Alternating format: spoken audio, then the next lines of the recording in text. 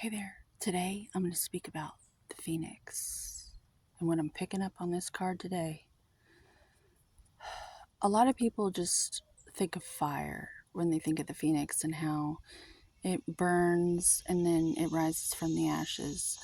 And this is true, but the Phoenix today to me is speaking of the emotional realms and the internal sacred fire, and how I'm noticing the bottom of this card looks like the abyss, the darkness, the depths of the ocean, the Mariana Trench. And I'm thinking that when we as people hit rock bottom, it's oftentimes because our emotions catch up with us. We resist and resist and resist in all sorts of different ways so we don't have to feel, because we don't have any guidance on how to train in those realms until now.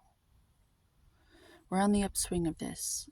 I received the message. We're the next 200 years are going to be totally dedicated on what I'm talking about right now, about the emotional realms and how they are very real and they have everything to do with everything.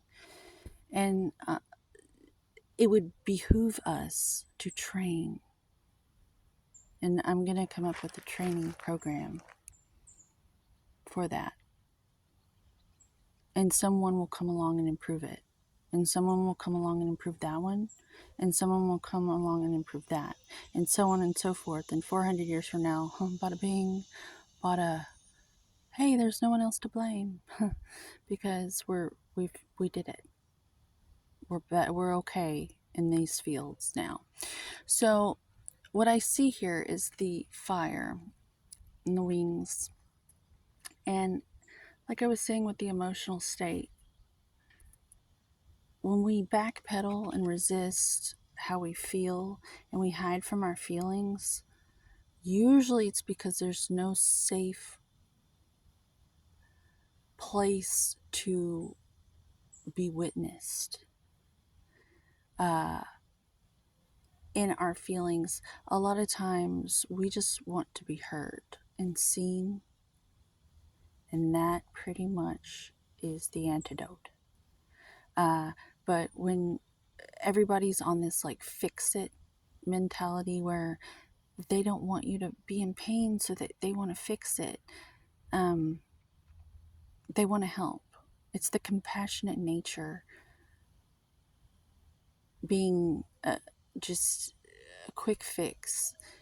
If we really want to help each other, we'll learn how to be better space holders, and we'll do that for one another, and we will refuse to be in relationships where the other person takes and takes and takes and basically is weak and lazy.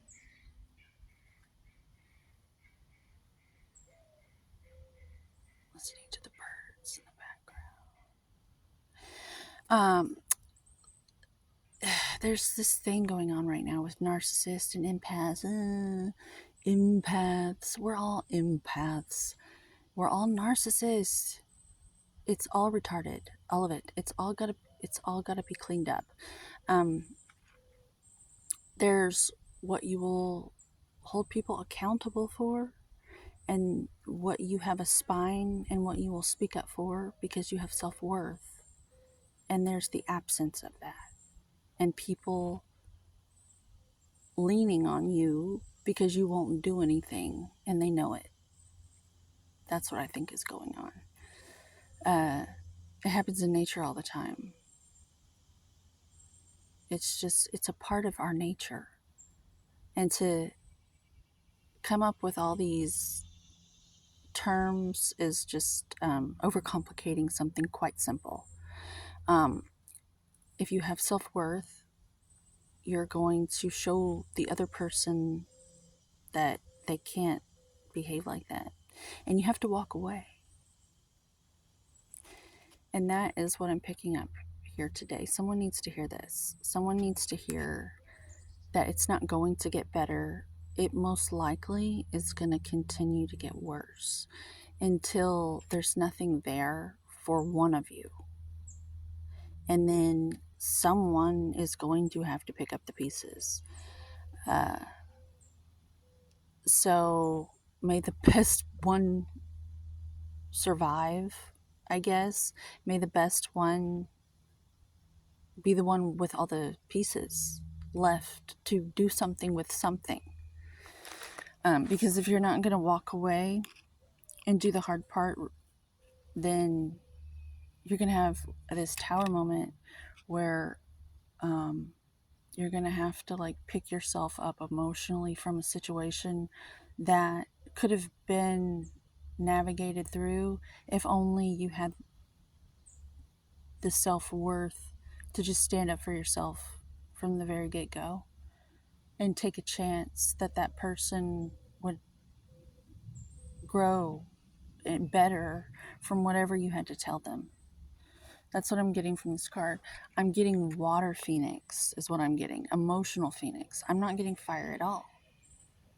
That is what I saw today when I meditated on this card earlier in the car. Because I pick them out in the morning and I look at them while I eat my first mending meal. I call it my mending meal because I ain't breaking shit. I'm mending I'm mending my situation by feeding myself. So I eat and I look at these cards and I kind of want to start doing it in the morning because I see a lot of really good insight in the mornings. But I like to go to the gym and train because that's how I win the day. That's how I hold space for myself. We all have to vent, right? When we're irritable and we have frustrations. Well, for me, I haven't had anyone to vent to. A whole lot of people have blamed me and pointed the finger at me, and I didn't have anyone. So I had to learn how to survive. And by that, I figured out I have to have physical fitness. I have to move this energy through my body somehow. There wasn't anyone listening to me, so I had to go be a bodybuilder. Yeah. I guess that's why the yogis do yoga and the breatharians breathe and shit. So, to deal with your emotions, if you don't have anyone, I'm being guided in the now to tell you to go train. Physical fitness, be fit. That's how you can vent without infecting and mucking up the whole situation further than it already is. That's you taking your power back and cleaning up your own mess by getting physically fit. And yeah, that's all I'm going to say about that. So I think a lot of people, when they think about the Phoenix, get in this loop of having to let everything just get to the point where they have to keep picking themselves up again. And maybe, the Phoenix is cool and all that, but perhaps we could just be wise enough to not let it get to that point. To where we just have this sacred fire that's in the middle, always burning in our hearts. And that guides our path. And it gives us wings. And we don't have to be that proverbial baby crawling out over and over and over again. We could just be like Hestia and kindle the fire, the sacred fire. So, with that, I'd like to close. Hopefully, I left you with take what resonates. Leave the rest for someone. It probably didn't resonate for everyone, but if it did, please like, share, and subscribe. And I hope something helped.